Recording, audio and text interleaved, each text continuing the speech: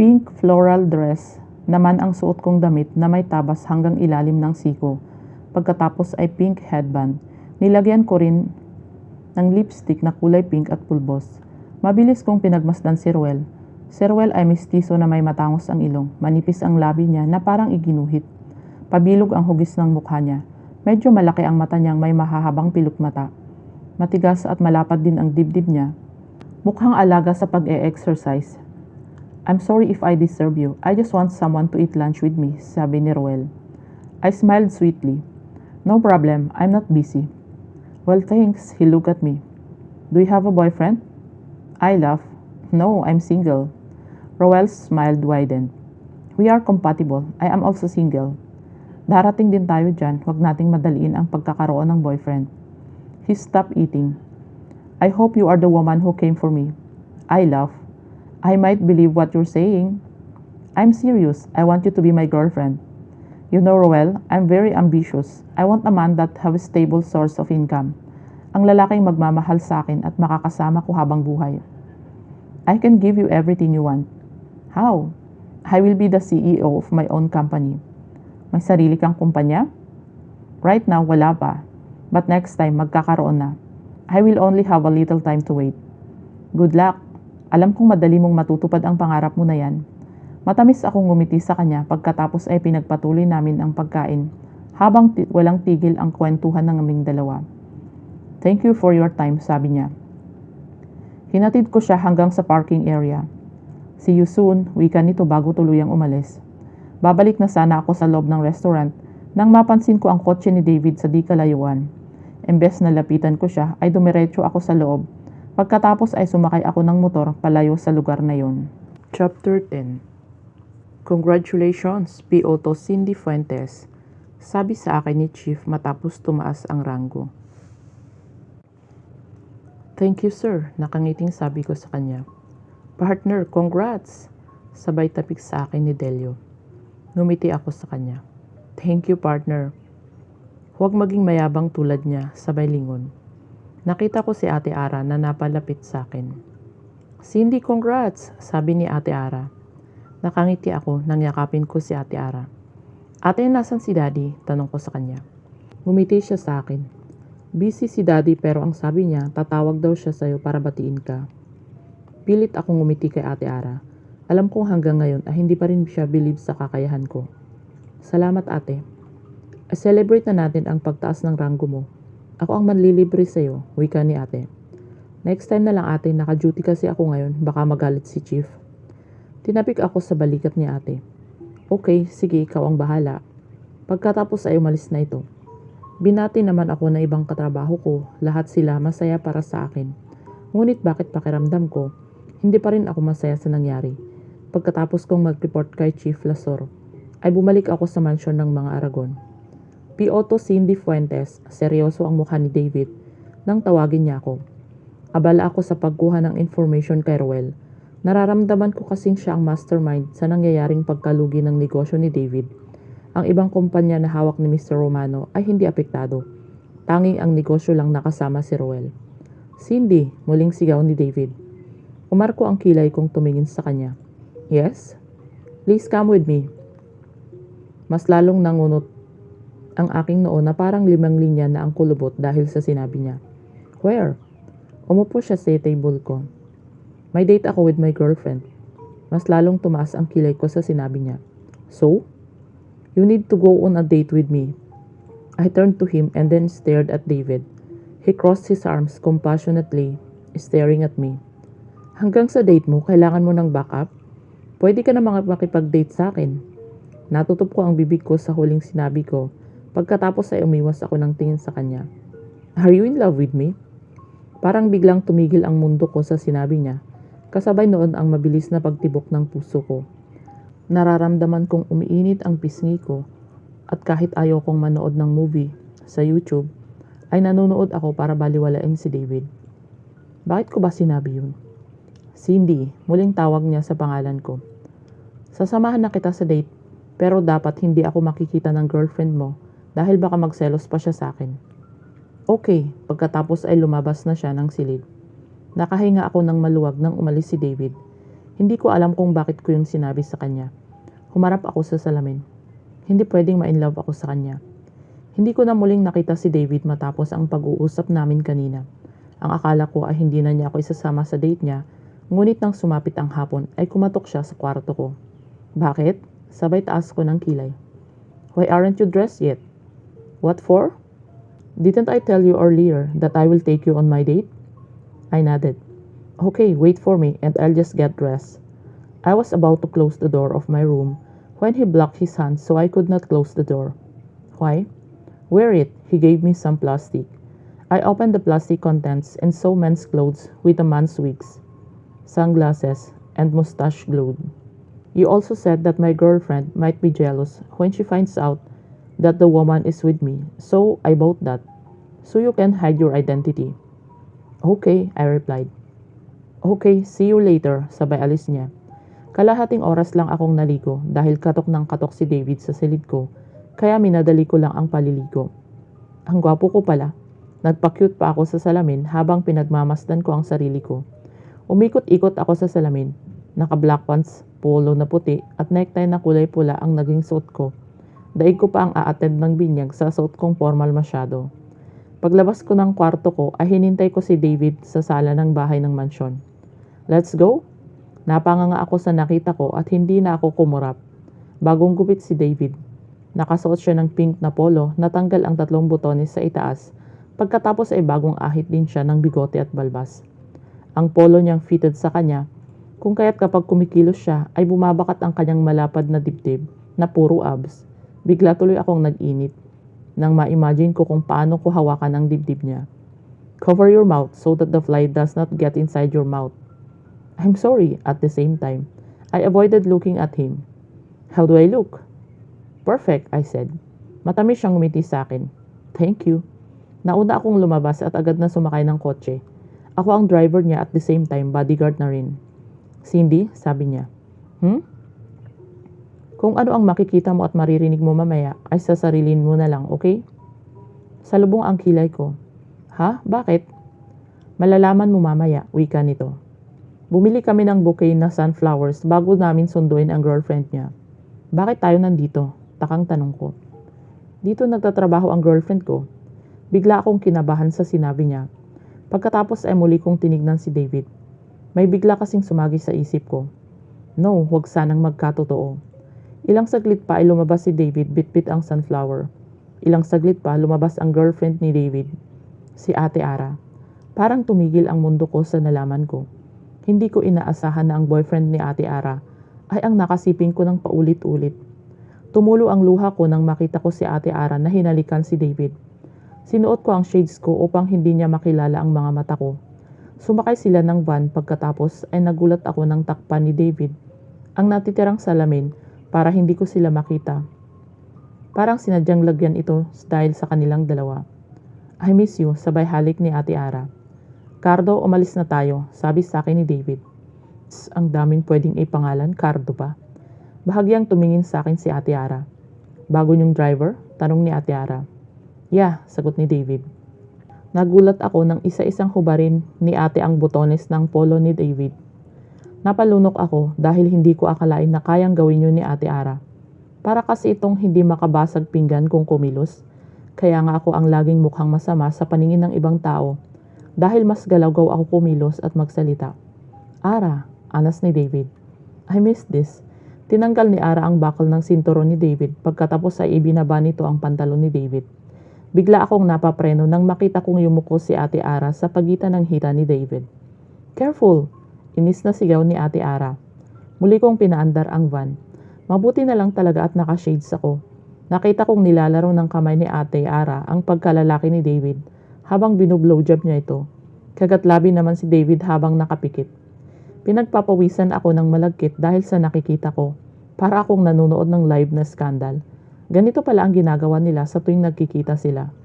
Nang makaraos si David at tuluyan na silang naghubad, imagine habang tumatakbo ang kotse ay nagsisex silang dalawa hanggang pareho na silang nakaraos. Ito pala ang sinasabi ni David na huwag kong papansinin. Ganito pala ang trip nilang dalawa habang nasa loob ng van. How's your work? Sabi ni David nang pareho na silang nakabihis. Nagsindi ng sigarilyo si Ate Ara. Ngayon ko lang nalaman na naninigarilyo si ate. Napakarami pala niyang itinatago sa amin. Hindi maganda. Naiinis ako sa epal na ampon ni daddy. Inis nitong sabi. Napatingin ako kay ate. Sino ang ampon na sinasabi niya? Si Cindy na naman ba? Sagot ni David. Ako? Bakit ako? Tumango si Ara. Masyadong sip-sip sa trabaho, kaya malapit na siyang ma-promote. Kawawa naman ang mga katrabaho niya, ani Ara. Parang bombang sumabog sa mukha ko ang revelasyon na narinig ko. Kaya pala ganun na lang ang galit ni daddy sa akin, na kahit anong gawin kong maganda, ay hindi niya nakikita dahil hindi pala niya ako tunay na anak. Ampun pala ako. Mabilis kong pinunasan ang luha ko sa pisngi, matapos kong malaman ang totoo. Ang masakit pa rito, ang akala kong kakampi ko ay nagbabalat kayo lang pala. Ano naman ang ginawa ng ampun nyo? Tanong ni David. Matagal na palang alam ni David na ampun lang ako. Inakit niya ang boss niya para i-promote siya. Binigay niya ang sarili niya para tumaas ang posisyon niya. Nakakaawang mga katrabaho niyang nagsisikap umangat. Hindi lang yon, ninakawan pa niya ng pera si daddy. Paano siya nagagawang nakawan ng daddy mo? Magagawa niya iyon dahil ugali na niya iyon, palibhasa, walang pinag-aralan. Kaya inaapi niya si daddy. Huwag niyo na lang pauwiin sa inyo, wika ni David. Sana nga hindi na siya bumalik. Sa buhay namin, puro sakit ng ulo lang ay binibigay niya sa amin. Hinimas ni David ang hita ni Ate Ara dahil para muling mag-init ang katawan nilang dalawa hanggang sa nabuhay ang pagnanasan nila sa isa't isa. Kuyom ang kamao ko sa galit. Ang daming revelasyon ang nalaman ko sa mismong bibig ni Ate Ara. Ang totoo, ngayon alam ko na kung saan ako lulugar ngayon. 3 oras na akong naghihintay sa labas ng malaking building sa kondo ni Ara. Halos hindi ko na mabilang kung ilang beses silang nagsiping na dalawa. Para silang walang kabusugan. Gustong gusto kong sampalin si Ate Ara. Pinipigilan pa niya ako na huwag umalis sa bahay niya. Iyon pala, halos isukanan niya ako. Ang galing niyang magbalat kayo. Mabilis kong pinunasan ang luha ko nang bumukas ang kotse ni David. Sumakay na siya sa katabi ko. Ako kasi ang driver. Umiwas ako ng tingin kay David para itago ang luha ko. Ngunit napansin pa rin iyon ni David. Are you okay? Tanong niya. Hindi ako kumibo sa halip ay mabilis kong pinaharurot ang sasakyan. Cindy, are you jealous? Fuck! Bigla kong hininto ang sasakyan. Hindi ako nagseselos, sagot ko. Muli kong pinaharurot ang kotse ko. Ang sama niya sa akin. Ganun pala ang turing niya sa akin. Paniwalang paniwala siya sa kasinungalingan ni Ate Ara. Para kaming nakikipaghabulan sa kamatayan sa bilis ng pagpapatakbo ko. Nang makarating kami sa mansion niya ay naligo lang ako at umalis na rin. Where are you going? Tanong ni David. Hindi ako kumibo sa halip ay tinitigan ko siya ng masama. Pagkatapos ay lumabas ako ng mansyon at sumakay ako sa motor ko. Pumunta ako sa isang bar at doon ako magpapakalasing. Sobrang sakit ng nararamdaman ko dahil sa ginawa nila. Hindi ko akalain na gagawin sa akin iyon ni Ate Ara. Nagtiwala ako sa iyo. Akala ko totoo ka. Hindi pala. Sabay tungga ko ng alak. Halos maubos ko na ang 3 bote ng alak. Ngunit hindi pa rin ako umaalis sa table na halos sumubsob na ako sa kalasingan. Ma'am, magsasara na po kami. Narinig kong sabi ng lalaki. Ngumiti lang ako sa kanya pagkatapos ay muli kong isinubsob ang mukha ko sa table at ipinikit ko ang mga mata ko. Ma'am, sino po ang kasama nyo? Kasama? Wala akong kasama. I'm alone. Alone. Sabay pikit ko. I know her. She's my girlfriend. Narinig kong sabi ng lalaki dahil sa kalasingan, hindi ko na kayang kilalanin kung sino siya. Wala naman akong dapat pang ingatan dahil ibinigay ko kay David ng paulit-ulit. Wala rin akong pamilya. Mag-isa. Walang nagmamahal sa akin. Naramdaman ko ang pag-angat ng katawan ko. Gising ang diwa ko ngunit hindi ko magawang idilat ang mga mata ko. Naramdaman kong sumakay ako sa kotse. Nasa langit na ba ako? Tuluyan akong hinihila ng antok hanggang sa nakatulog na ako. Cindy, wake up! May tumatapik sa balikat ko ngunit sa sobrang hilo ko, hindi ko na pinansin. Pagkatapos nagulat ako nang makaramdam ako ng lamig ng katawan at lumubog ako sa tubig. Kaya bigla akong nagising. Shit! Sigaw ko. Nagising ka rin sa wakas. Seryosong mukha ni David ang nakatingin sa akin. Matalim kong nakatingin sa kanya. Kapag nakikita ko ang mukha niya ay naaalala ko ang masasakit na salitang sinabi niya sa akin na parang akala mo ay kilala niya ang buo kong pagkatao. Sumisid ako para umahon sa tubig. Nasa swimming pool kasi kaming dalawa. Ay, bigla kasi niya akong hinila. Why are you drunk? Are you jealous of what you see? Gusto kong sabihin ang totoo kung bakit ako nagpapakalasing, pero alam kong hindi niya ako paniniwalaan. I laugh out loud. Crazy, I'm not jealous. He tightened his grip on my waist. If you are not jealous, why are you drunk? I pushed him away from me. I'm not jealous.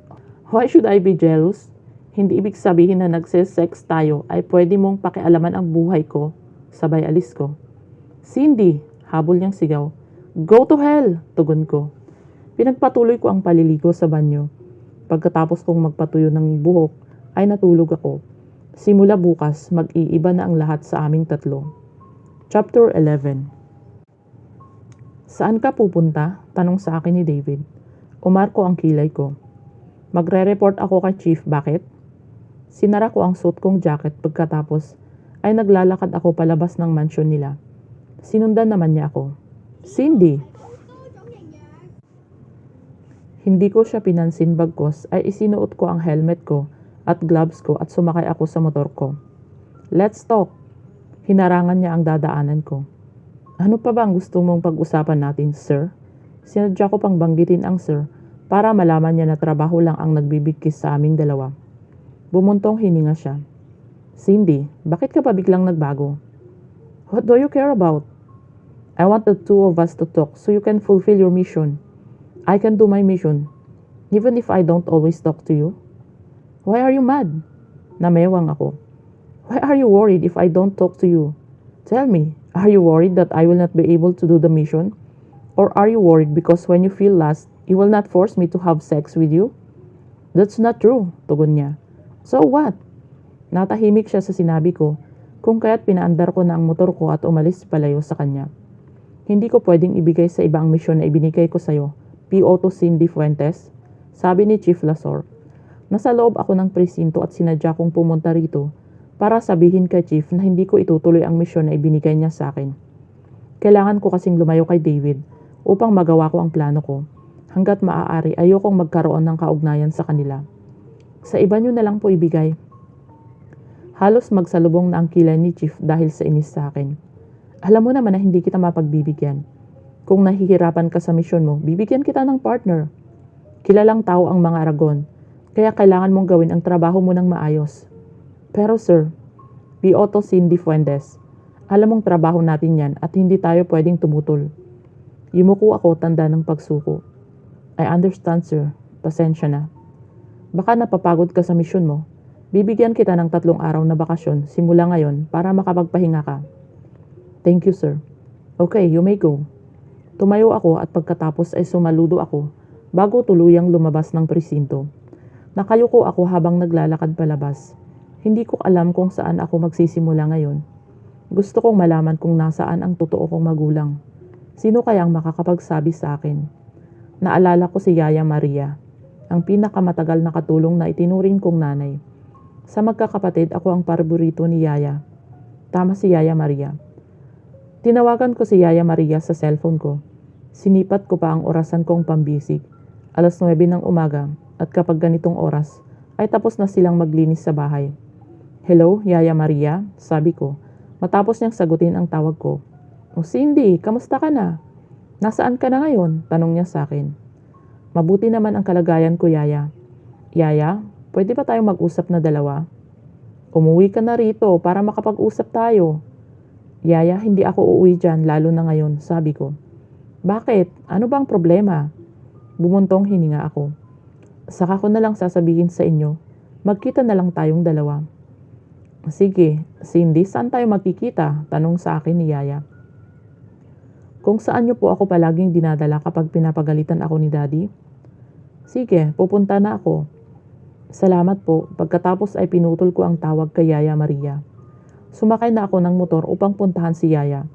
Ilang saglit pa ay huminto na ako sa malaking park, malapit sa dating pinapasukan ko noong elementary ako.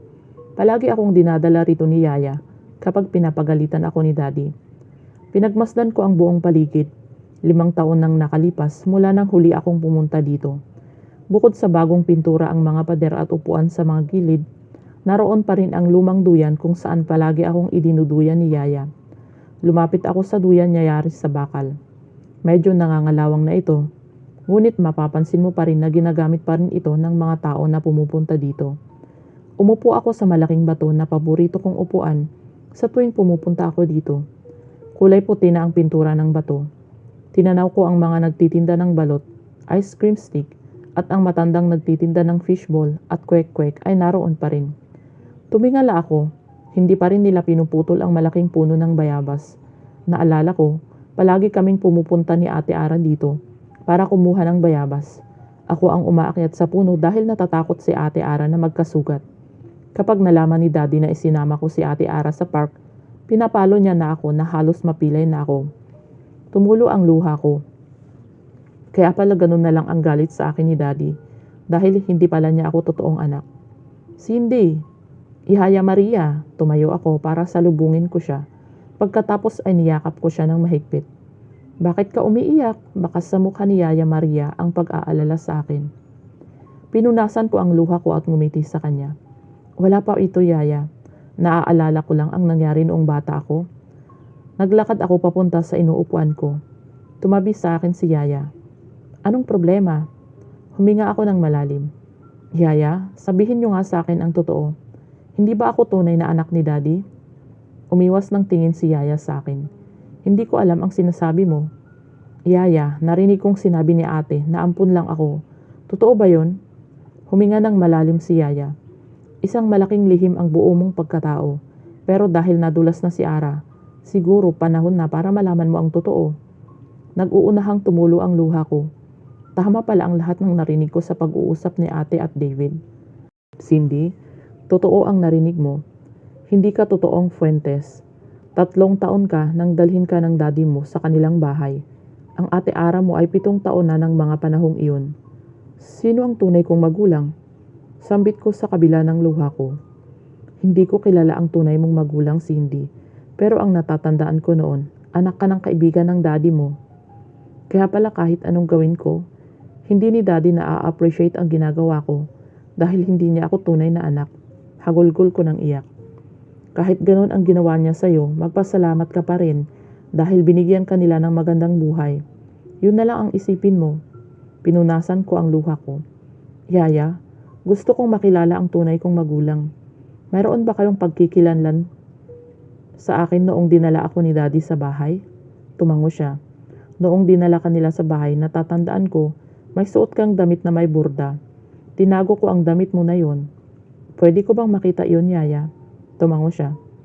Dadalhin ko bukas, magkita ulit tayo dito. Salamat, pagkatapos ay niyakap ko si Yaya. Pagkatapos naming mag-usap ay ginawa namin ang dati naming ginagawa dito sa park. Kumakain kami ng street foods, pagkatapos ay ididuyan niya ako at manonood kami ng mga taong nasa park. Hindi ako umuwi sa mansion ni David. Mula nang malaman ko ang totoo, hindi na ako bumalik sa mansion ni David. Palagi na akong tumutuloy sa kondo ni Veronica. Bakit ganyan ang itsura mo? Tanong sa akin ni Veronica. Nagluluto siya ng pagkain namin sa dinner. Tumingin ako sa kanya. Bakit? Ang dumi-dumi mo. Humiga ka ba sa putikan? Umiling ako. Umulan kasi kanina, nakamotor ako. Wala akong raincoat. Dumiretso ako sa banyo upang maligo. Para akong magkakasakit dahil nahihilo ako at nilalamig. Nagbabad ako sa maligamgam na tubig upang mawala ang nararamdaman kong sama ng pakiramdam. 1 oras akong nagbabad sa banyo bago ako lumabas. Anong ginagawa mo rito? Nakakunot ang noo kong nakatingin kay Veronica. Ang tagal mong lumabas, natulog ka na yata sa banyo. Kanina ka pa hinihintay ng boss mo. Sabihin mo tulog ako. Sinabi ko naligo ka kaya bilisan mo magbihis ka na dyan. Nakangisi si Veronica sa akin. Umiling ako.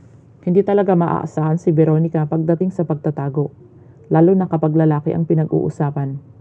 Sinadya kong tagalan ang pagbibihis ng damit para mainip si David. Matutulog na sana ako kung hindi lang ako sa pilitang hinila palabas ni Veronica. Huwag kang maarte.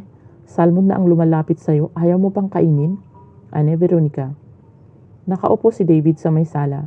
Sa harapan niya ay red wine imbes na juice. Tumingin siya sa akin nang makita niya ako. Why? I asked him. I sat close to him. Why don't you go home? I live here. He sighed. You are my bodyguard, aren't you?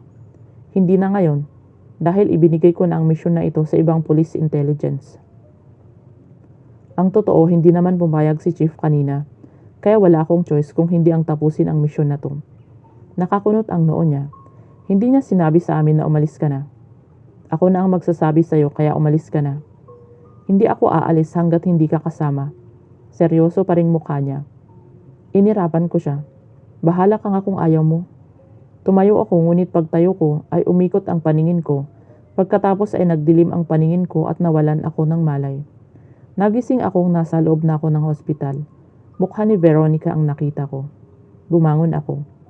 Anong nangyari? Baka sa mukha ni Veronica ang pag-aalala sa akin. Liningon pa niya ang nasa labas. Buntis ka. Daig ko pa ang binaril ng paulit-ulit sa sinabi niya. Hindi ako nakapagsalita. Namalayan ko na lang na tumutulo na ang luha ko. Ang boss mo ba ang ama ng pinagbubuntis mo? Hindi niya ito pwedeng malaman. Nasaan si David? Mabuti nga at umalis na siya matapos ka naming dalhin dito. May emergency call siya kaya napilitan akong umalis. Pero alam mo ba?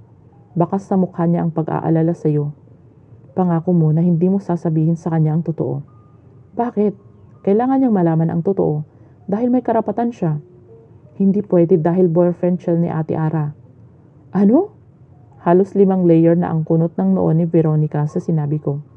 Siya ang boyfriend ni ate. Maraming nangyari sa akin at sasabihin ko sa'yo kapag nakalabas na ako rito. Mabuti pa nga at sabihin mo sa akin dahil naguguluhan ako sa nangyayari. Tatawagin ko ang doktor para makalabas ka na, sabay talikod niya. Napahawak ako sa tiyan ko. Baby ko, palakas ka dyan sa tummy ko. Gagawin ang lahat ni Mami para magkaroon ka ng magandang buhay. Maraming hindi magandang nangyari sa buhay ko, pero binigyan pa rin ako ng dahilan para umasa at mangarap. Iyon ay ang magkaroon ng anak. Nang gabing iyon ay lumabas na rin ako ng hospital. Sinabi ko ang lahat kay Veronica nang makaratan kami ng kondo. Kung sinabi mo sa akin agad ang totoo, sana hindi ko na pinapasok niyang si David sa kondo ko. Nakakainis. Magkapareho sila ng ugali ng girlfriend niya. Bagay silang dalawa. Hindi napigilang magkomento ni Veronica matapos kong sabihin ang lahat. Gusto kong malaman kung sino ang totoo kong magulang. Baka buhay pa sila. Tutulungan kita basta pangako mo sa akin na aalagaan mo ang anak mo. Wika ni Veronica. Ngumiti ako sa kanya. Salamat. Matulog na tayo. Maaga pa tayo bukas gigising. Tumayo ito upang pumunta sa kanyang silid. Kinabukasan, maaga akong naghintay kay Yaya Maria sa park. Ang usapan namin ay 10:00 ng umaga para tapos na siya sa gawaing bahay niya. Ngunit 9:00 pa lang ay naghihintay na ako sa kanya. Ilang minuto pa ang lumipas ay dumating si Yaya. Cindy, tawag niya sa pangalan ko. Lumapit ako sa kanya. Yaya, sabay yakap ko sa kanya. Pasensya na kung natagalan ako. Hinintay ko pa kasi ang daddy mo na umalis para makapunta dito. Okay lang po Yaya, sagot ko. May kinuha siya sa kanyang bag at ibinigay sa akin. Yan ang suot mo noong dinala ka ng daddy mo sa bahay. Binuklat ko ang damit ng bata na halos mukhang bago. Napansin ko ang burda niya sa laylayan ng damit. CK? Paulit-ulit kong bigkas ang nakaburdang letra sa damit ko noong bata ako. Anong ibig sabihin ng CK? Tanong ko kay Yaya Maria. Ilang beses na umiling si Yaya Maria. Baka yan ang tunay mong pangalan. Yaya, saan ba ako nakuha ni Daddy? May alam ba kayo? Tumingin sa akin si Yaya Maria. Ang alam ko ay anak ka ng kaibigan ng daddy mo. Noong mga panahon na yon, SBO1 pa lang ang daddy mo. Maraming salamat. Pasensya, hindi kasi pinag-uusapan sa bahay ang tungkol sa'yo mula nang kupkupin ka nila. Pilit akong ngumiti kay Yaya. Okay lang po, ako na ang bahalang maghanap sa magulang ko. Ang mahalaga ay alam ko kung saan ako magsisimula. Ngumiti sa akin si Yaya Maria. Sana mahanap mo ang magulang mo. Ngumiti ako sa kanya, pagkatapos ay sumakay ako ng motor. Huling sakay ko na ito sa motor ko ngayong araw dahil buntis ako. Pinagbabawalan na ako ni Veronica na sumakay sa motor. Ihahatid na lang niya ako at susunduin kapag wala siyang pasok. Ang sabi pa niya ay pwede niya akong pautangin ng pera para makabili ako ng kotse. Ngunit hindi ko iyon tinanggap. Ayokong mag-isip ng hindi maganda sa akin ang ibang mga katrabaho ko. Magtitiis na lang akong sumakay sa taxi mula bukas. Chapter 12. Hinalo ko ang ice cream sa baso ko habang nakatitig ako dito. Magkasama kami Delio, ang partner ko sa mga misyon na pinapagawa sa amin. Nasa loob kami ng cafeteria at katatapos lang namin na kumain ng lunch. Cindy, gagawin mo bang tubig ang ice cream mo? Tanong sa akin ni Delio. Huminto ako at pagkatapos ay bumuntong hininga. Pagko ay muli kong hinalo ang ice cream ko. 101. Nilingon ko siya at umarko ang kilay ko. Ha? 101 na ang pagbuntong hininga mo. Kanina mo pa hinahalo ang ice cream. Ano bang problema mo? Willing akong tumulong, wag lang pera. Wala akong ipon. Dahil kakabili ko lang ng bagong bahay. Iniisip ko kung ano talaga ang nauna kong manok o itlog, alibay ko. Tss, matagal na yan, pinagdedebatihan. Kahit siguro sa Senado, tinatalakay na yan. Magkakaroon nga ng World War III dahil dyan. Biro ni Dario. Wala iba? Tanong ko. Ligwak ang biro mo girl, wika niya. Bumuntong hininga ako. Naiisip ko kasi hanggang ngayon, hindi pa rin proud sa akin ang daddy ko. Alibay ko. Hindi ko kasi alam kung dapat ko bang sabihin sa kanya ang problema ko. Huwag ka na kasing makipagkompetensya sa ate Ara mo. Isa pa, ang daddy mo kasi retired police general yun. Kaya gusto niyang marating din niyo kung ano ang narating niya. Hindi ba ang tatay mo ay isang pulis din? Tumango si Delio. Gusto ni tatay na may maging pulis din katulad niya. Pero hindi naman ako pinipressure kung ano ang narating niya. Alam mo ba na ang daddy mo si Chief Lasor at tatay ko ay magkakaibigan dati? Talaga? Ang tagal ko nang naririnig ang tungkol sa pagpupulis pero walang sinabi si daddy na magkakaibigan sila. Sumubo muna si Delio ng ice cream. 4 silang magagaling na pulis pero ang isa ay si Crisostomo Cled. 7 taong gulang ako noon nang makita ko silang 4. Pumunta sila sa bahay sa birthday ni tatay. Magagaling silang pulis pero ang mas magaling sa kanila ay si Crisostomo Cled. Hindi iyon masuhulan kaya marami ang mga sindikato ang nagtangka sa buhay niya. Bigla akong kinabahan sa sinabi ni Delio. Crisostomo Cled? Saan siya nakatira ngayon? Bakit hindi natin siya nakikita? Matagal na siyang patay. Tinambangan ang kotse nila noong namamasyal sila ng anak niya. Namatay ang anak niya? Hindi na sinabi sa akin ni tatay? I-search mo na lang sa internet, maraming news tungkol sa kanya dahil magaling na pulis yun. Tumango ako. Ganun pala. Teka, bakit naging interesado ka yata kay Crisostomo Cled? Umarko ang kilay ko. Ikaw itong nagkukwento sa akin, syempre magtatanong ako. Tss, ang labo mo talaga. Alibay ko. Napakamot sa batok si Dario. Oo nga pala. Tinignan niya ang baso niya, wala na itong ice cream. Naubos na ang ice cream ko. Tumingin ako sa rilong pambisig ko. May oras pa tayo para bumili pa ng 1 galon. Kapag hindi natin naubos, itago natin para mamaya kainin. Ngumiti si Dario. Libre mo ko partner. Dumukot ako ng pera sa bulsa. Oh, next time ikaw naman malilibre sa akin. Sabay irap ko sa kanya. Tumawa lang siya. Hindi ka na nasanay? Mas marami kang pera sa akin. Tumayo siya at bumili ng ice cream. Nang makalayo na si Delio at agad akong nag-search sa Google tungkol kay Crisostomo Cled, marami ang lumabas na headlines tungkol sa kanyang pagkamatay. May nabasa pa akong kapwa pulis din ang pumatay sa kanya. Hindi ko alam kung bakit mas naniniwala ako na pulis ang pumatay kay Crisostomo kaysa sa mga sindikato. Hindi ko alam kung bakit mas naniniwala ako na pulis ang pumatay kay Crisostomo kaysa mga sindikato. Titignan ko kung saan balita iyon. At pagkatapos kinuha ko ang pangalan ng reporter na malakas ang loob na nagsabi noon sa media. Robert Mantano. Pagkatapos naming kumain ni Delio ng ice cream, ay agad akong pumunta sa istasyon ng radyo na dating pinapasukan ni Albert Mantano. Wala akong ideya kung buhay pa siya o hindi, ngunit nagbabaka sakali pa rin ako may makuhang impormasyon. Excuse me, is Robert Mantano still working here? Tanong ko sa information desk. Can I know who you are? The woman asked. I pulled out my police badge. P. Otto Cindy Puentes. He nodded. Sir Albert is at the meeting. Just wait for him. I will call him after the meeting. Thank you. Pagkatapos ay umupo ako sa waiting area. Habang naghihintay ako sa waiting area, nakita kong pumasok sa loob si David. Nagtago ako upang hindi niya ako makilala. Anong ginagawa niya dito? Dire-diretso siyang pumasok sa loob nang hindi hinaharang ng security guard. Ibig sabihin, kilala siya ng mga tao dito. Nang hindi ko na makita si David ay bumalik ako sa information. Excuse me, is that Mr. David Aragon who passed by earlier? He nodded. Yes, our boss. I raised an eyebrow. Your boss? He bought this radio station last month. I nodded. I see. Then I went back to my seat.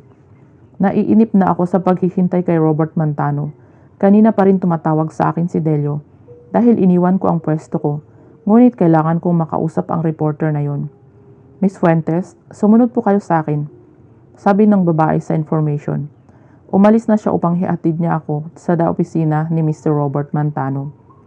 Hintayin niyo na lang si Sir Robert, parating na siya dito. Thank you. Isang ngiti ang naging tugon ko sa kanya. Pagkatapos ay tuluyan na itong umalis. 10 minuto pa ang hinintay ko bago ko narinig na bumukas ang pinto ng silid.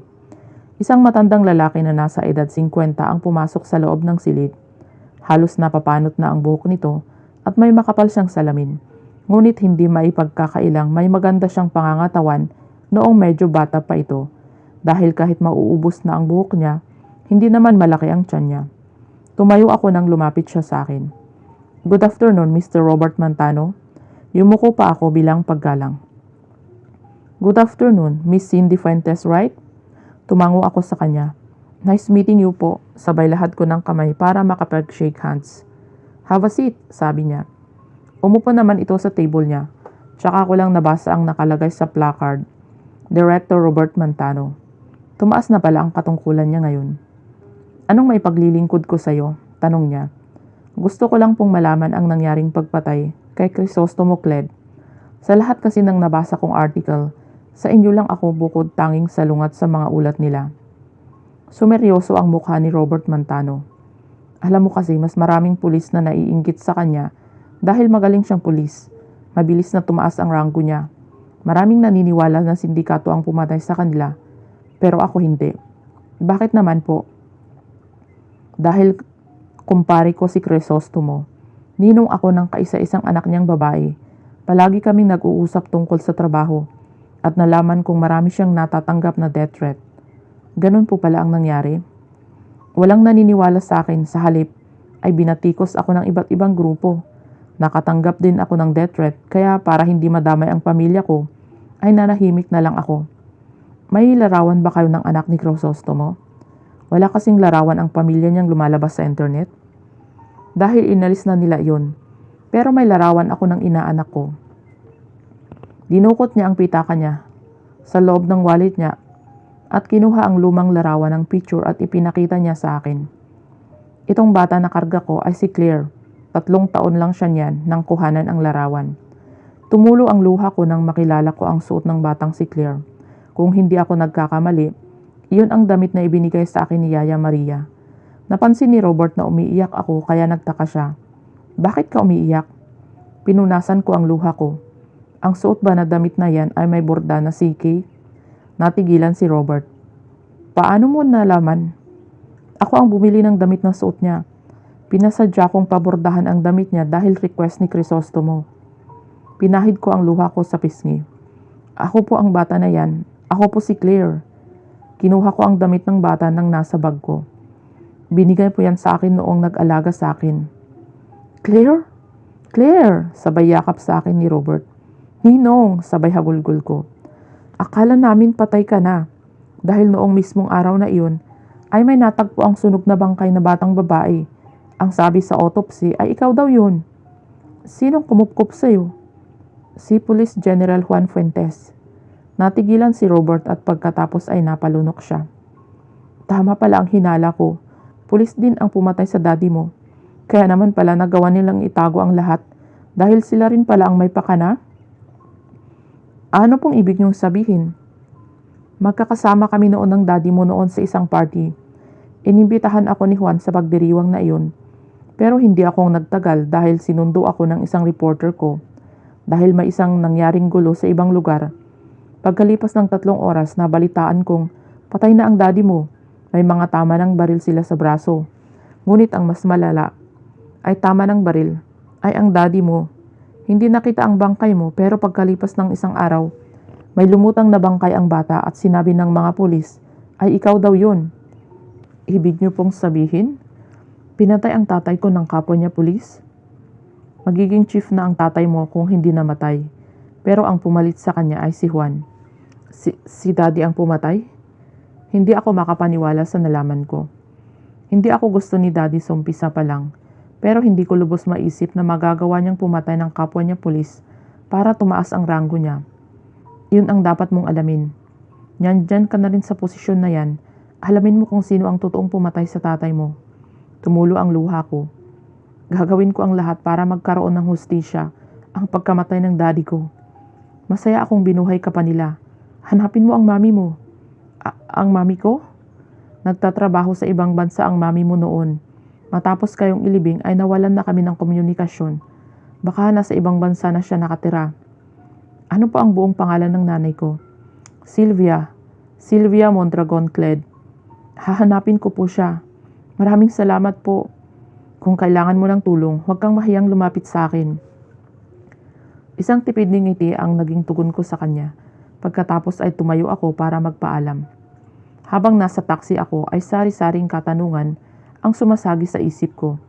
Sana hindi totoo ang kutob ko dahil kapag totoong pinatay ni daddy ang tunay kong ama, hindi ako papayag na hindi nila pagbayaran ang kasalanan nila. Bibigyan ko kayo ng hustisya. Bakit ang tagal mo? Mabuti na lang at walang naging aberya? Reklamo ni Delio nang bumalik ako sa pwesto ko. May inasikaso lang akong importante. Kanina pala tumawag si Chief, ang sabi mag-report ka raw bukas sa kanya. Tumango ako. Alam ko na ang sasabihin niya sa akin. Pababalikin na niya ako sa mga Aragon. Isang linggo kasi akong nakiusap na bumalik ako sa pagpapatrol. Pumayag naman siya, ngunit hindi niya ibinigay sa iba ang misyon ko. Buong maghapong lutang ang isip ko. Nag-iisip kasi ako kung paano ko malalaman kung sino ang pumatay sa tunay kong ama. Pagdating ko ng kondo ay ikinuwento ko iyon kay Veronica. Delikado sa'yo ang mga ganyan. Dapat sinabi mong buntis ka para sa opisina ka na lang. Huwag mo munang asikasuhin ang pagkamatay ng totoo mong tatay. Baka makasama sa baby mo. Komento ni Veronica matapos kong sabihin sa kanya ang nalaman ko. Gusto kong malaman agad ang nangyari. Tumaas ang kilay ni Veronica. Saan ka magsisimula? Pupuntahan mo ang daddy. Tapos tatanungin ko kung sino ang pumatay. Natigilan ako at pagkatapos ay tumingin kay Veronica. Tama. Anong tama? Tatamaan na kita ang tigas ng ulo mo. Inis na sabi ni Veronica. Babalik ako sa bahay namin para makakuha ako ng impormasyon. Sa tingin mo, makakakuha ka ng impormasyon? Mga pulis ang nasa bahay nyo. Alam nila ang dapat nilang gawin. Hindi ko malalaman kung hindi ko susubukan, sagot ko. Umiling si Veronica. Hays, sumasakit ang ulo ko sa'yo. Parang ako yung naglilihi. Ang tigas-tigas ng ulo mo. Hindi napigilan ni Veronica na batukan ako. Aray, sabay hawak ko sa ulo ko. Bakit mo ako binatukan? Sabay irap ko sa kanya. Nakakainis ka kasi, ayaw mong makinig sa akin. Iritang sabi ni Veronica. Suportahan mo na lang ako, Veronica. Gusto kong buuin ang pagkatao ko. Buong buhay ko wala na akong ibang inisip. Kung hindi ang maging proud sa akin ang daddy ko, yun pala, kahit anong gawin ko, hindi siya magiging proud dahil hindi niya ako tunay na anak. Napaluha ako kaya agad akong pinunasan ang luha ko. Hays, ano pa nga bang magagawa ko kung hindi ang suportahan kita sa kagagahan mo? Basta, ipangako mo sa akin na iingatan mo ang anak mo. Tumango ako sa kanya. Thank you, sagot ko. Niyakap niya ako pagkatapos ay binatukan niya ulit ako. Naiinis pa rin ako sa'yo? Nakakarami ka na ha, sabi ko. Pagkatapos naming mag-usap ay natulog na kaming dalawa. Bukas na bukas ay uuwi na ako sa bahay namin. Chapter 13. Nagpahatid ako kay Veronica sa bahay. Bit-bit ko ang isang maleta ko na naglalaman ng kaunting gamit ko. Kapag nalaman ko kasi ang totoo ay aalis ako agad sa bahay namin. Mag-ingat ka, sabi ni Veronica. Hindi na kasi siya lumabas ng kotse. Thank you, sagot ko. Hinila ko ang maleta ko at pagkatapos ay nag-doorbell ako sa malaking gate. Ilang saglit pa ay bumukas ang pinto ng gate at lumabas si Yaya Maria. Cindy, sabay yakap sa akin ni Yaya. Kumusta na po Yaya? Nakangiting sabi ko sa kanya. Hinila ni Yaya Maria ang dala kong maleta, papasok ng bahay namin. Nasaan po si Daddy? Tanong ko sa kanya. Tamang-tama, kadarating lang niya. Sagot ni Yaya. Ganun po ba? Sagot ko. Pagpasok ko sa loob ng bahay ay pinagmasdan ko ang loob ng bahay. Ilang buwan pa lang akong nawala sa bahay namin, ngunit malaki na ang naging pagbabago. Naging mas malawak na ang sala at ang kusina ay lumawak na rin. Napansin ko rin na nadagdagan ang isang palapag ang bahay at karamihan sa mga gamit ay puro bago at mamahalin. Dadalhin ko na sa kwarto mo ang maleta mo, sabi ni Yaya Maria. Tumango ako. Pupuntahan ko lang si Daddy sa kwarto niya. Dahan-dahan ang naging paghakbang ko habang papalapit sa kwarto ni Daddy. Dahan-dahan kong pinihit ang seradura ng pinto at sinilip ko siya. Napansin ko siyang may kausap sa telepono. Hindi agad ako pumasok, bagkos ay pinakinggan ko muna ang sinasabi niya sa kausap niya. Dapat, 60% ang sa akin. Malaki ang ambag ko dyan, kumpadre. Malinis ang naging trabaho ko kaya dapat malaki ang ibabayad mo sa akin. Mas lalong lumaki ang pagdududa ko kay Daddy dahil sa sinabi niya. Pagkatapos ay niluwagan ko ang pagkakabukas ng pinto.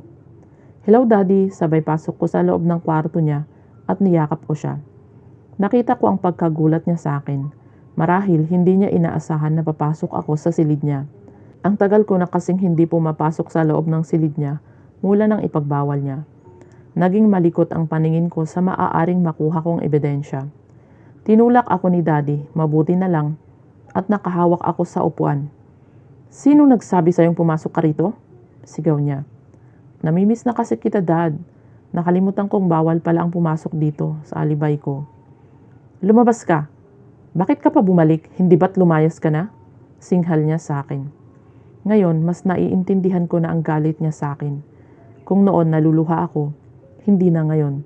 Mas nanaisin kong magalit siya ng sobra sa akin hanggang sa atakihin siya.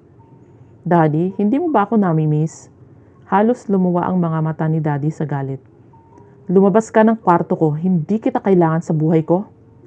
Nagmamadali akong lumabas ng kwarto niya. Idinikit ko ang likod ko sa labas ng pinto ng silid niya. Nakatikom ang kamao ko sa galit.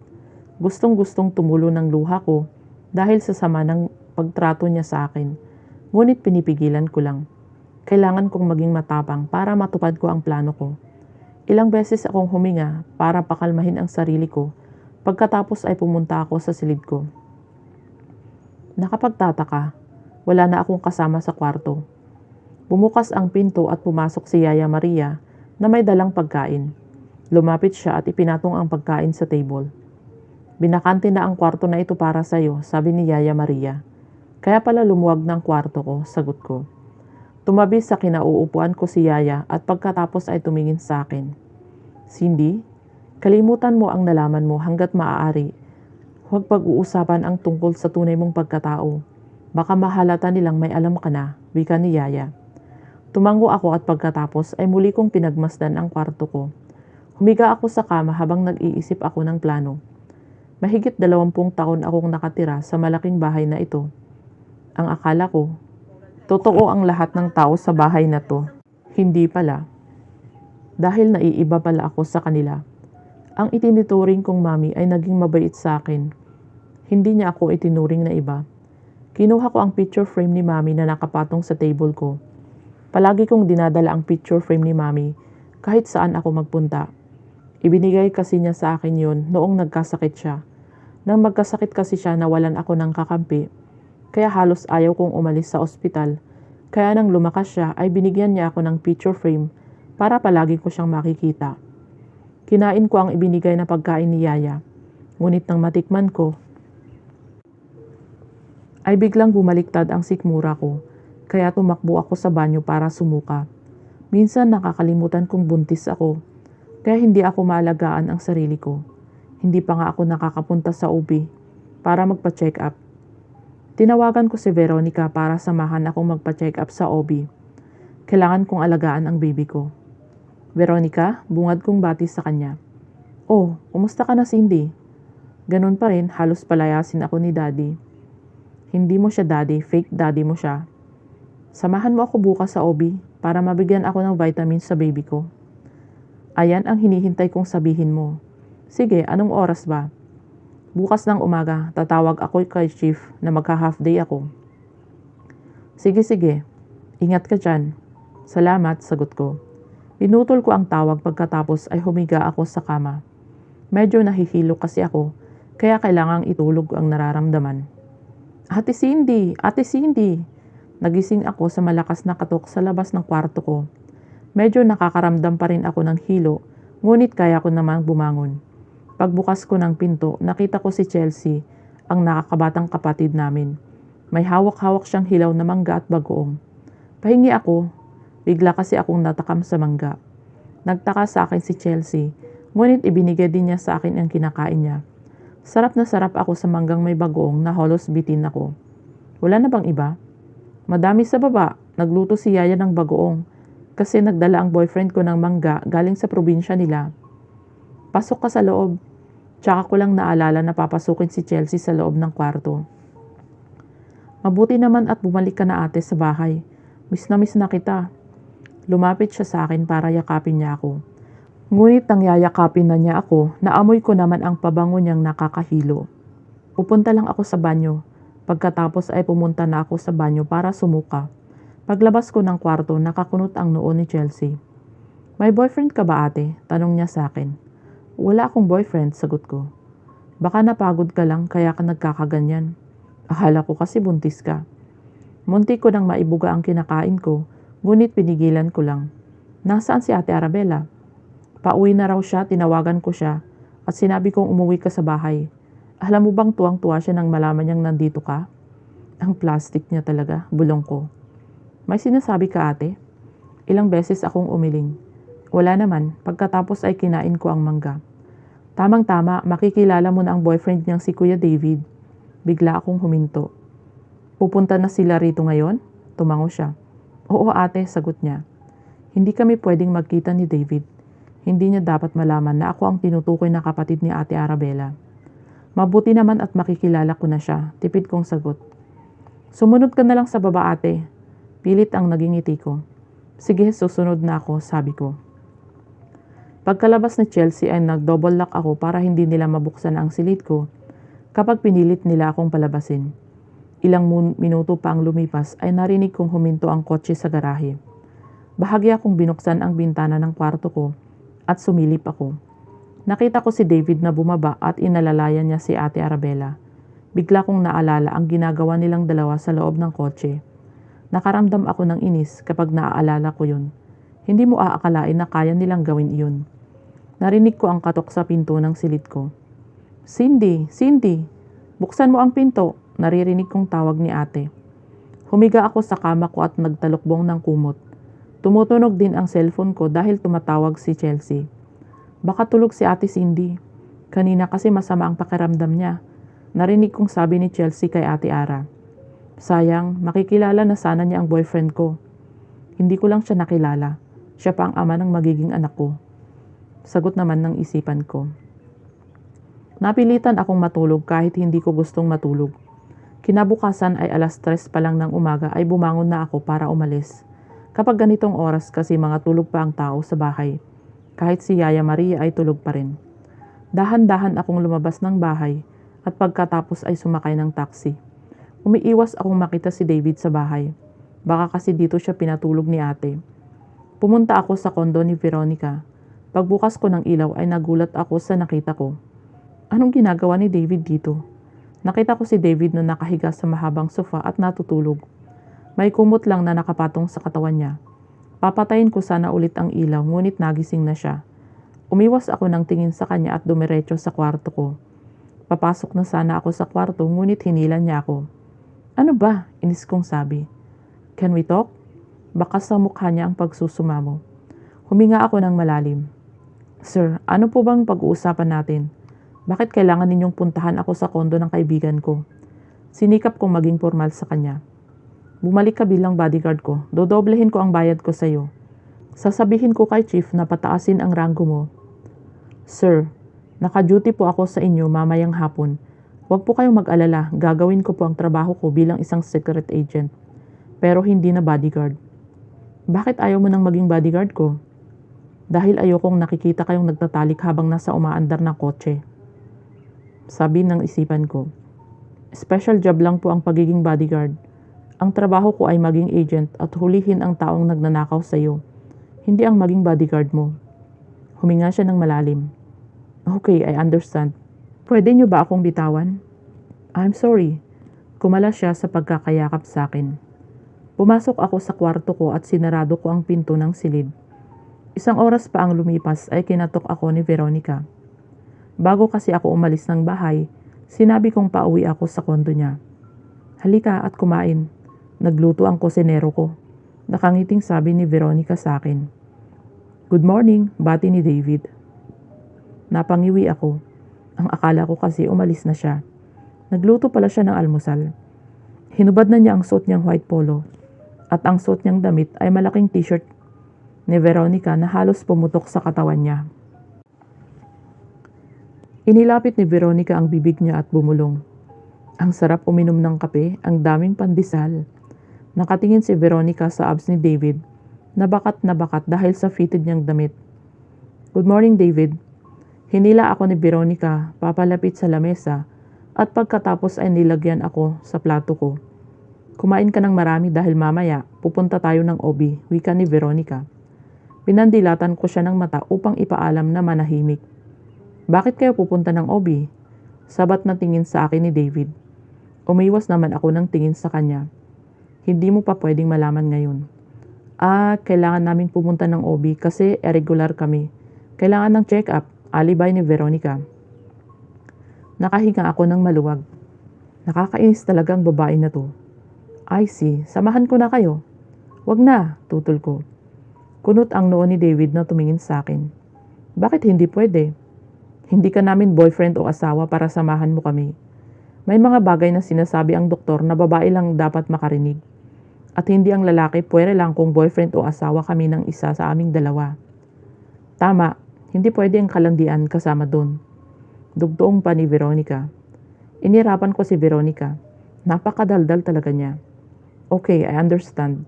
Magkita na lang tayo mamaya sa mansyon, wika niya. Tumango ako at pagkatapos ay pinagpatuloy namin ang kumain. Bakit nandito si David? Tanong ko kay Veronica habang nagbibihis kami. Kanina pa nakaalis si David. Ewan ko, ayoko nga siyang papasukin eh. Kaya lang ayaw umalis, gusto kanyang makausap. Natulog sa may pinto, kaya tumawag sa akin ang security ng kondo. Kaya napilitan akong papasukin siya. Anong oras siya pumunta? 9:00 ng gabi nandito na siya. Ibig sabihin, hindi siya nagtagal sa bahay kagabi. Baka ikaw lang talaga ang gusto niyang makita doon. Curious siguro kung sino ang Cindy. Wika ni Veronica. Bahala siya sa buhay niya, sagot ko. Humarap sa akin si Veronica. Baka may gusto na sa'yo yung boss mo. Namimiss ka yata. Ang sabihin mo, wala siyang kasex kapag nalilibugan siya. Yun lang yun, kaya siya nandito. Humakbang ako palabas ng kondo at sumunod naman si Veronica. Pumunta kami sa OB para magpa-check up. Binigyan ako ng vitamins at pampakapit sa baby. Binigyan din ako ng card. Every 1 month, kailangan kong ipakita ang card na yun kapag nagpapa-check up ako. Hawak-hawak ko ang resulta ng ultrasound. Kailangan bago lumaki ang baby ko sa tiyan, ay malaman ko na kung sino ang pumatay sa tatay ko. Chapter 14. Nakapark ang kulay itim na kotse na hiniram ko kay Veronica sa malaking gusali na pinasukan ni Rowell. 2 araw ko na siyang sinusubaybayan dahil napag-alaman kong siya ang lahat ng pumirma, lahat ng malalaking transaksyon na isinasagawa sa kumpanya ni David. Nalaman kong sa mga transaksyon na yun ay nawala ang bilyong halaga. Bukod doon, kadikit din niya ang taong namatay noon. Malaki ang hinala ko na pagkatapos niyang pakinabangan ang tauhan niya, ay pinapatay niya nang sa ganun ay mawala ang ebidensya. Isinuot ko ang shades ko at pagkatapos ay lumabas ako ng kotse upang pumasok sa gusali na yon. Gusto kong alamin kung anong meron sa lugar na yon para malaman ko kung bakit naroon si Roel. Taas noo akong naglakad papasok sa loob, ngunit bago pa ako makatuntong sa entrance door, hinarang na ako ng security guard. Ma'am, patingin po ng ID niyo. Wika ng security. Okay. Ipinakita ko ang ID ko na ginagamit ko kapag may ganito akong misyon. Ibang pangalan ang nakalagay sa ID ko. Pakitanggal ng shades niyo, wika niya. Nagmasid-masid ako sa paligid. Napansin ko ang CCTV camera na nakaharap at kung aalisin ko ang salamin, makikita ang mukha ko. Kulay ng buhok at pananamit lang kasi ang binago ko. Slow motion ang naging pag-alis ko ng shades nang may Japanese na lalaki ang papalapit sa amin para pumasok din. Hindi ko tuluyang inalis ang shades ko, sa halip ay lumapit ako sa Japanese. Konnichiwa Ashitero. Hello mahal ko. Huminto ang Japanese at kunot ang noo. Watashi wa anata o shiteimasu ka? Do I know you? Inakbayan ko siya at ngumiti. Anata no moto girlfriendo. Your ex-girlfriend. Tumango siya. Anata des Mia? You are Mia? Yumuko ako. Hi, Mia des. Yes, I'm Mia. Marahil ganito ang itsura ng ex-girlfriend nito. Si Mia kahit hindi ko siya kilala, ay sinabi kong ako si Mia. Sumabay ako sa paglakad sa papasok ng malaking gusali na iyon. Napansin ko kasing hindi na siya hinihingian ng ID tulad ni Roel kanina. Nang makapasok ako sa loob, ay sinabi ko sa Japanese na pupunta ako ng comfort room. Naniwala naman ito kaya nakaalis ako sa kanya. Hinanap ko si Roel. Hindi ko na kasi siya nasubaybayan kanina dahil hinarang ako ng security guard. Nakita ko si Roel na sumakay sa elevator, kaya naman ay nagmadali ako sa paglalakad para makasakay ako sa elevator. Wait! Sigaw ko. Abala si Roel sa tawag niya sa phone, kaya naman ay hindi niya ako napansin na pumasok. Kung sa bagay, hindi niya naman ako makikilala sa itsura ko ngayon. Ang pananamit ko ngayon ay kabaliktaran sa dati kong itsura. Ibang-iba rin ang buhok kong kulay pula. Tumabi ako sa kanya upang marinig ko ang pinag-uusapan nila ng kausap niya. Naglagay ako ng earpods para hindi halatang nakikinig ako sa kanila, ngunit naka-off lang naman ang earpods ko. Hindi pa ba sapat ang binigay ko sa'yo para manahimik ka? Bakas sa boses nito ang galit. Napalingon pa nga ang mga nakasakay sa elevator, kaya lumingon ako. I'm sorry, hingi niya ng paumanhin. I will call you later, papalabas na ako ng elevator. Pagkatapos ay ini-off niya ang tawag. Ilang saglit pa ay bumukas ang pinto ng elevator at lumabas si Roel. Sumunod ako sa kanya hanggang sa makarating kami sa restaurant na nasa loob ng malaking gusali na iyon.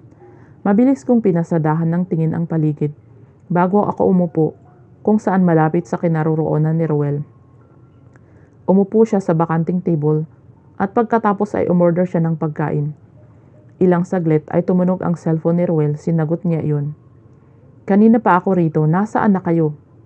Sige, ipapahanda ko ang mga order kong pagkain. Pagkatapos niyang makipag-usap ay tinawag niya ang waiter upang ilagay ang mga order niya sa table. Sorry na traffic kami. Nilingon ko ang boses na iyon, ngunit bigla din akong umiwas ng tingin. Daddy, Ate Ara? Hello, Mr. Fuentes and Miss Arabella Fuentes. Nakipag-shake hands si Daddy kay Roel. Si ate naman ay nakipaghalikan kay Roel. Hindi lang siya basta smack kiss. Dahil lips to lips sila habang ang kamay ni ate ay nakakunyapit sa leeg nito. Ang nakakapagtaka, hindi nagagalit si Daddy. Bakit parang matagal na silang magkakakilala? Higit pa sa inaasahan ko ang malalaman ko. Hindi ko inakala na magkakakilala si Roel, Ate Ara at Daddy. Naglabas ng tseke si Roel at ibinigay kay ate at kay Daddy. Maraming salamat sa tulong, lalo na sa'yo mahal ko. Hinawakan ni Roel ang chin ni ate para muli itong halikan. Nakangiti naman si Ate Ara at pagkatapos ay tinanggap niya ang tseke at hinalikan ito. Hindi ka mabibigo sa aming dalawa, sabi ni Daddy. Ngayon ko lang nakita si Daddy na nakangiti. 20 minutos akong nakikinig sa usapan nilang tatlo. Ang kanilang pinag-uusapan ay tungkol sa kumpanya ni Roel. Pagkatapos ay lumabas ako ng malaking gusali na iyon at sumakay ng kotse pa uwi. Hindi ko mapigilan ang mag-isip sa nakita ko. Kailangan kong alamin kung bakit sila magkakakilala At bakit binigyan sila ng malaking pera ni Ruel? Hindi ko alam kung paano ako nakarating ng bahay namin dahil sa malalim na pag-iisip. Umupo ako sa gilid ng kama ko. Tatawag sana ako sa opisina para mag-report kay Chief Lasor, pero bigla kong naisip na kaibigan ito ni Daddy. Napahawak ako sa noo. Anong gagawin ko? Napatingin ako sa picture frame ni Mami. Kinuha ko iyon at pinagmasdan. Ma'am, anong gagawin ko? Ilang minuto akong nakatitig sa larawan niya nang marinig ko ang katok mula sa pinto. Cindy, buksan mo ang pinto! Sigaw ni Daddy sa labas ng pinto ng kwarto ko. Bigla akong napatayo sa gulat. Ngayon lang kasi si Daddy kumatok sa pinto ng kwarto ko. Pinatong ko ang picture ni Mami sa table, ngunit nahulog ito sa sahig dahil hindi ko ipinatong ng maayos. Sandali lang po! Hindi ko pinansin ang nabasag na frame ni Mami dahil mas inuna kong buksan ang pinto ng silid ko. Daddy?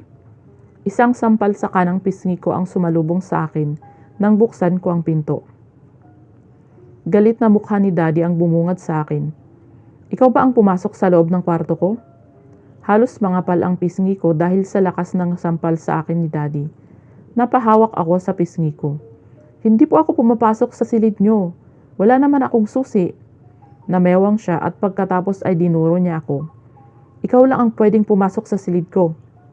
Bakit ako ang pinagbibintingan niyo, Daddy? May tapat ba akong kunin sa loob ng kwarto niyo para pumasok ako? Tumulo ang luha ko dahil sa sama ng loob.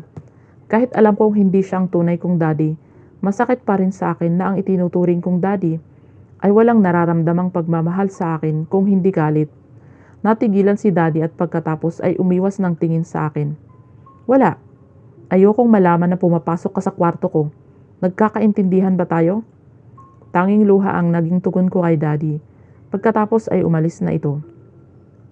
Pag-alis ni Daddy ay ibinuhos ko ang iyak ko. Umupo ako sa gilid ng kama at pinagbasdan ko ang basag na picture frame ni Mami. Yumuko ako para pulutin ang picture ni Mami.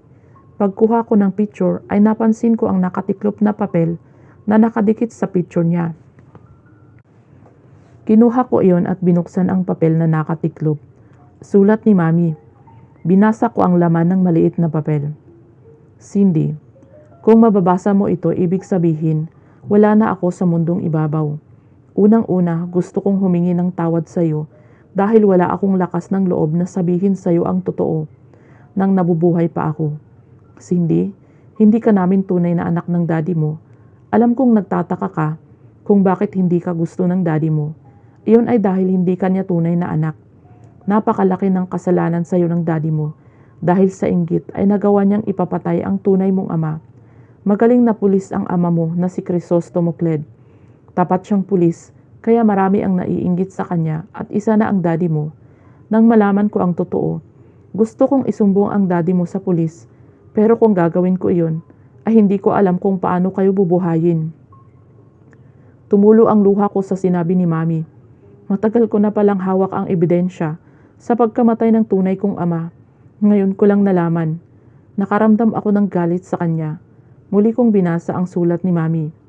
Maniwala ka anak. Nagsisisi ang Daddy mo sa ginawa niya, kaya naman kinuha ka niya para palakihin at ituring kang anak. Cindy, mahal na mahal kita. Itinuring kitang tunay na anak. Alam kong ganun din ang Daddy mo. Gusto niyang maging magaling kang pulis tulad ng ama mo.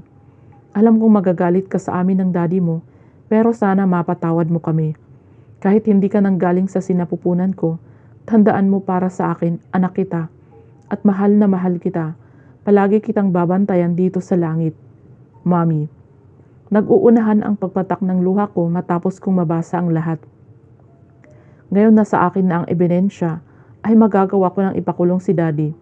Ngunit nagdadalawang isip ako dahil kahit hindi naging maganda ang trato niya sa akin, ay pinalaki niya ako ng maayos at pinag-aral. Pagbabayaran niyo ang ginawa niyo sa akin, Daddy. Sabay punas ko ng luha sa pisngi ko. Iniligpit ko ang mga gamit ko at isinilid ko sa maleta. Wala nang dahilan para manatili pa ako sa bahay na to. Cindy? Takang tanong ni Yaya nang makita niya akong bitbit ko ang maleta ko. Yaya, malungkot kong sabi. Pinagmasdan niya ako. Aalis ka na naman? Pilit akong ngumiti sa kanya. Yaya, hindi na ako pwedeng magtagal dito. Bakit naman? Sa ibang araw ko na lang sa'yo ipapaliwanag ang lahat. Niyakap ako ni Yaya. Mag-iingat ka anak. Tumulo ang luha ko. Si Yaya Maria ay naging mabait sa akin. Gusto ko sana siyang kunin, ngunit wala pa akong kakayahan sa ngayon. Yaya, kapag may sarili na akong bahay, sumama ka sa akin ha? Tumango si Yaya, pagkatapos ay pinunasan niya ang pisngi niya. Siyempre naman anak, pilit pa siyang ngumiti. Ito na ang una at huling araw na tatapak ang mga paa ko sa pamilyang ito dahil paglabas ko ng bahay, isa na ako sa mga kaaway nila. Binuksan ko ang pinto ng kondo ni Veronica at pagkatapos ay iniligay ko ang mga gamit ko sa kwarto. Napahawak ako sa tiyan ko nang biglang sumakit dahil siguro sa matinding emosyon na nararamdaman ko ngayon. Humiga ako at hinimas ko ang tiyan ko. Huwag kang mag-alala anak, makikilala mo rin ang daddy mo, sabi ko. Tinawagan ko si David upang papuntahin sa kondo ni Veronica. Wala pang isang oras ay narinig ko na ang doorbell. Bakit mo ako pinapunta rito? Tanong niya. Nakamaong short si David at baliktad pa ang suot nitong t-shirt. Kumunot ang noo ko. Where have you been? Niluwagan ko ang pinto upang makapasok si David. Pinuyod ko ang buhok ko upang makita niyang nakasuot ako ng backless na damit. Makikita niya ang kinis ng balat ko. Hindi nga ako nagkamali dahil nakatitig siya sa likuran ko at nang tignan ko siya, ay umiwas siya sa akin ng tingin. Do you want coffee? Tanong ko. Tumango siya. Yes please, sagot niya. Isang pilyang ngiti ang namutawi sa aking labi. Pumunta ako sa kusina para magtimpla ng kape. Although nakakahiya kay Veronica, dahil kahit isang sentimo, hindi man lang ako nakapag-ambag ng pambili ng grocery. Sumunod siya sa akin sa kusina at pagkatapos ay umupo sa harap ng lamesa. Ito na ang kape mo, sagot ko. Bakit mo ako pinapunta rito sa kondo ng kaibigan mo? May bago ka bang balita? Bigla kong naisip ang nakita ko kanina. Meron, pero hindi ko sa'yo sasabihin. Nagsalubong ang kilay niya sa akin. Pinapunta mo ako dito pagkatapos ay hindi mo sasabihin ang nalaman mo? Nagkipit balikat ako. Iniisip ko kasi na hindi ikaw ang tao na pwede kong pagsabihan ng nalaman ko dahil siguradong hindi ka maniniwala. Si Mr. Romano na lang ang kakausapin ko. Damn, nasayang lang pala ang oras ko dito. Sabay inom niya ng kape. Ayaw mo ba akong makita? Sinadya kong kagatin ang ibabang labi ko para maakit siya sa akin. Pagkatapos ay pinagapang ko ang kamay ko sa braso niya. Napalunok siya habang nakatitig sa akin. Pagkatapos ay hinugup niya ang mainit na kape. Tumayo ako at pagkatapos ay lumapit ako sa kanya. Tinapat ko ang labi sa tenga niya.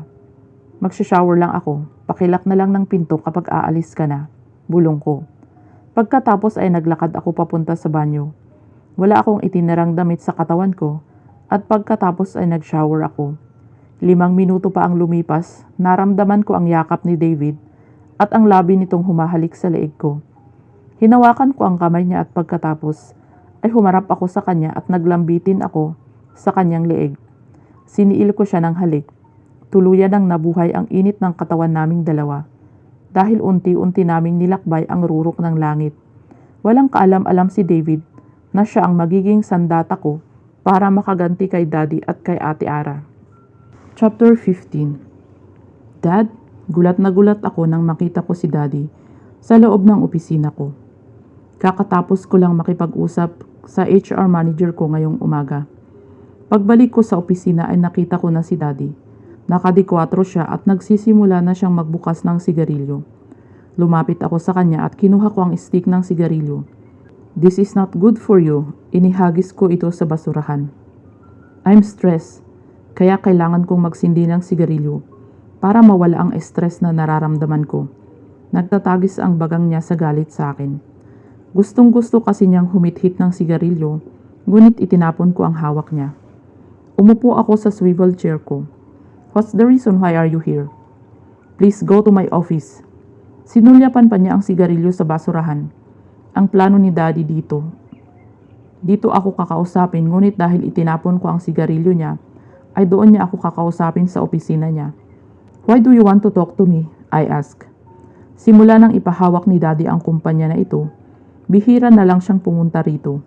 Ngunit dahil unti-unting nalulugi ang kumpanya dahil sa pagnanakaw, ay napapadalas ang pagbisita niya rito tulad na lang ngayon. Why do you want to talk to me? I asked. Daddy let out a cloud of cigarette smoke and then looked at me seriously. If I'm not mistaken, your girlfriend's name is Arabella Fuentes. I frowned. Yes, why Daddy? Arabella and I have been dating for a few years, but only now have we talked about her. Your girlfriend is a policewoman? What do you want to know? I asked directly.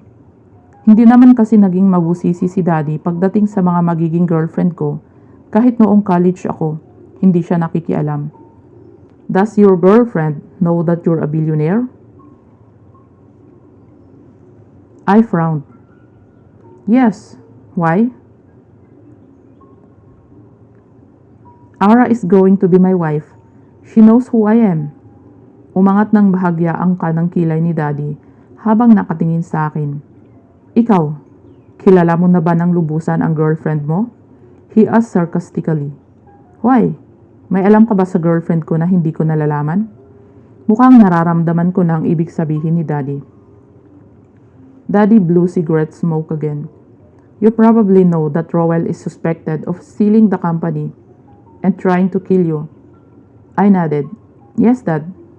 But you don't know that your girlfriend and Rowell will meet.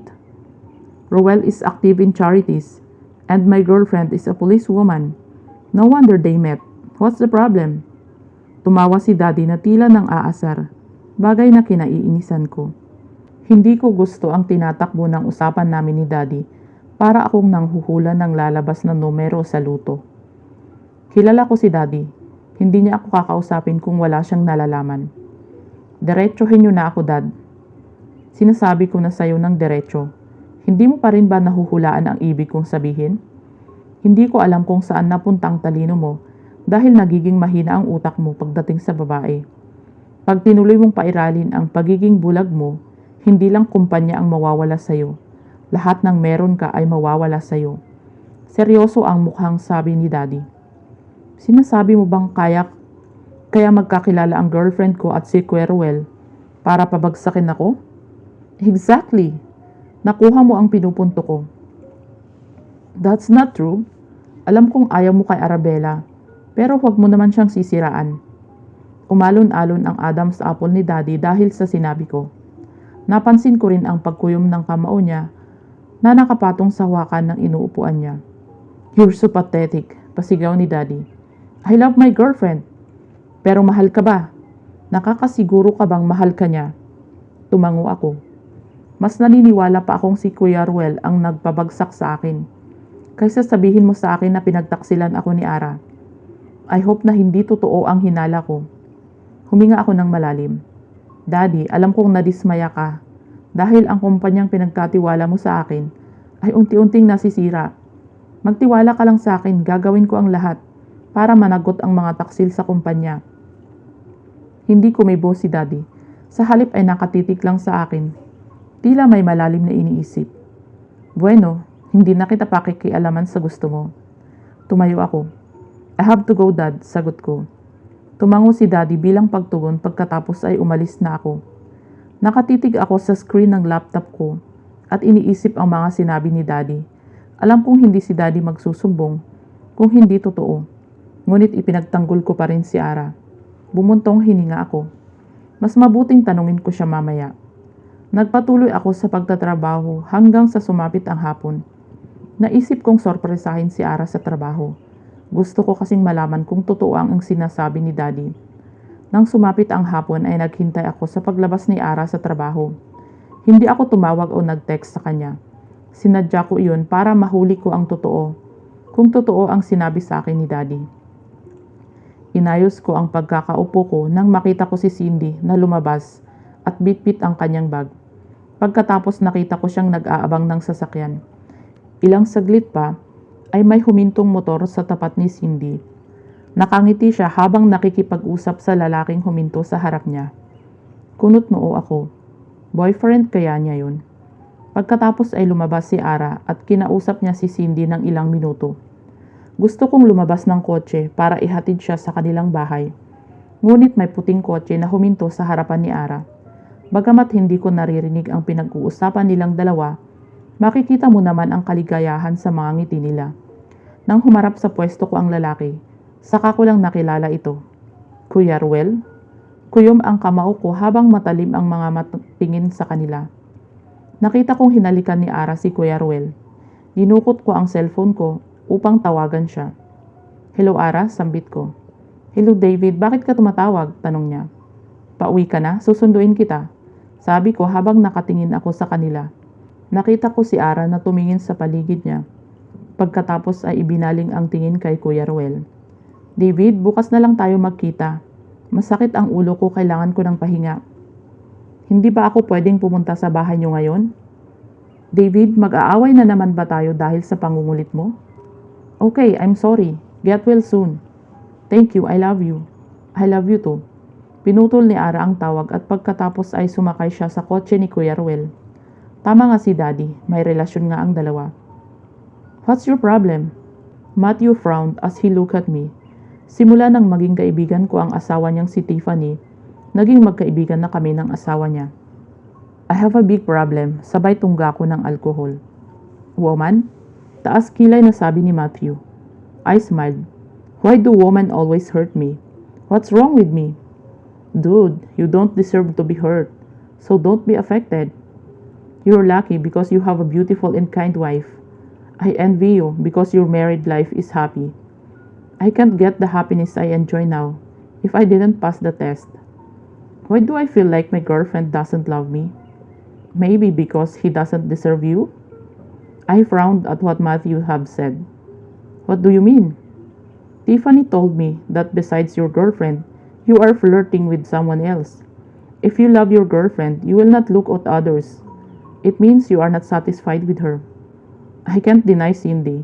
She's hot and sexy. See? Why are you getting drunk when you're both fooling around? What will I do? Go home and go to sleep. Talk to your girlfriend about what you two are planning. In-straight ko yung ininom.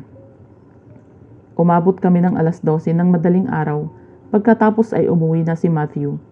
Hindi ako umuwi ng kondo, sa halip ay pumunta ako sa kondo ni Veronica, ang kaibigan ni Cindy. Pinindot ko ang doorbell ng pinto ng 4 na beses. Pagkatapos ay bumukas ang pinto at lumabas si Veronica. Gulat na gulat ito nang makita niya ako.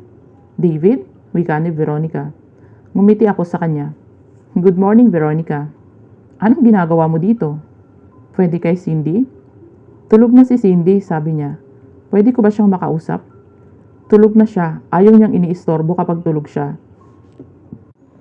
Sinilip ko ang loob pagkatapos ay diretso akong pumasok sa loob ng kondo ni Veronica. Agad kong pinuntahan ang kwarto ni Cindy. Hey David, tumigil ka, tulog si Cindy. Hindi ako nakinig kay Veronica kahit hinihila niya ako palayo sa kwarto ni Cindy. Kumatok ako sa kwarto niya. Cindy? Cindy, tawag ko sa pangalan niya. Bukas mo na lang siya kausapin, pagod si Cindy sa trabaho. Wika ni Veronica.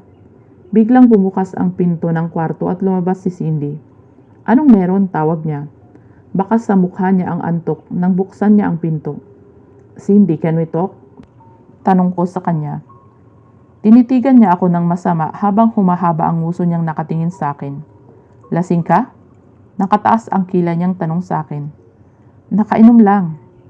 Hindi ko na nagawang ituloy ang sasabihin ko dahil sinuntok niya ako sa mukha. Mas malaki pa ang suntok niya sa akin kaysa sa nalaman kong may ibang boyfriend ang girlfriend ko. Sinabi ko sa iyong umuwi ka na. Ayaw mong makinig sa akin, wika ni Veronica. Napahawak ako sa mukha ko na parang may black eye dahil sa sobrang sakit. Get out, sabay turo ni Cindy sa may pinto. Cindy, nagsusumamo akong sambit sa kanya.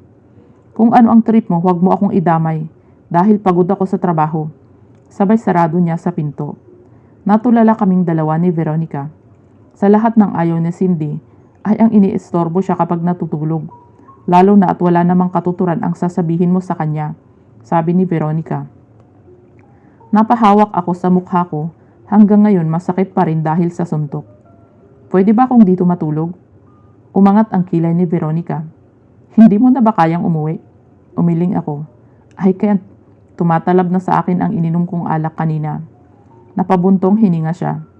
Hays, lagot na naman ako nito kay Cindy. Diyan ka na matulog sa sofa. Kukuha lang ako ng unan at kumot. Tumalikod si Veronica para kumuha ng kumot at unan. Tumalikod si Veronica. Ilang saglit pa ay bumalik ito, dala ang unan at kumot. Pumunta siya sa kusina, ako naman ay humiga sa sofa. Ilang segundo pa ang lumipas, ay naramdaman ko ang tunog ng tasa na inilapag sa center table, kalapit ng hinihigaan ko. Uminom ko muna ng kape para mawala ang antok mo. Bumangon ako. Thank you. Hindi mo makakausap si Cindy kahit anong gawin mo. Bukod sa pagod siya, masama rin ang pakiramdam niya. Hinigop ko ang kape at tumingin kay Veronica. I understand. Pinag-ekis ni Veronica ang paa niya habang nakaupo sa maliit na sofa na nakaharap sa hinihigaan kong mahabang sofa. Seryoso ang mukha niyang pinapanood akong umiinom ng kape. Sasabihin mo nga sa akin ang totoo. Anong gusto mo kay Cindy? Hindi ba't secret agent niyo siya? Bakit sinusundan mo siya rito? Natigilan ako sa tanong niya. Kahit ako ay hindi ko alam kung ano ang isasagot sa kanya. Bakit hindi ka makapagsalita? Sabay taas niya ng kilay. Hindi ko alam ang isasagot ko. Kayo talagang mga lalaki. Basta may pumapayag sa inyo makipag-sex, hindi nyo tinitigilan. Ano akala nyo sa aming mga babae, laruan? Bahagyang tumaas ang boses ni Veronica. I'm sorry, sagot ko. Tumayo si Veronica. Kapag nauna kang magising, paki-double lock ng pinto. Nagtungo na ito sa kwarto niya. Humiga ako sa sofa at nagsimulang matulog. Alas 6 ng umaga ako nagising para maabutan ko si Cindy, na naghahanda para sa trabaho niya. Ngunit ang naabutan ko ay si Veronica na nagluluto ng almusal. Kumain ka muna bago umalis, sabi ni Veronica. Kape lang. Hindi ka na ba kakain? Isang ngiti ang naging tugon ko sa kanya. Nakigamit ako ng banyo para maligo at mag-toothbrush. Palagi naman kasi akong may ekstrang damit sa kotse ko dahil mabilis akong magpawis. Kaya hindi ako nawawalan ng damit sa kotse. Humihigop ako ng kape bago umalis. Habang binabagtas ko ang daan pa uwi ng mansyon, ay tumawag sa akin si Arabella. Ayoko sanang sagutin ngunit baka magalit siya sa akin. Good morning, David. Good morning. Walang kagana-gana kung bati sa kanya. Pumunta ka rito sa bahay mamaya. May pajamas party ako. Bakit? Anong okasyon sa bahay niyo? Wala. Wala kasi si Daddy, pumunta ng ibang bansa. Kaya nag-decide akong mag-pajama party para makilala mo na rin ang ampon naming walang utang na loob. Bakit mo in-invite? Baka manggulo sa inyo. Hays, kahit hindi ko naman siya i-invite, dito naman siya nakatira. Huwag mo na lang siyang pansinin mamaya kasi siguradong maiinis ka lang sa kanya. Okay, wala ka na bang ibang bisita? Tayo-tayo lang, mga college friend ko. Okay, see you later. Walang gana kong sagot. Napansin naman ni Arabella ang pananamlay ko. May problema ba?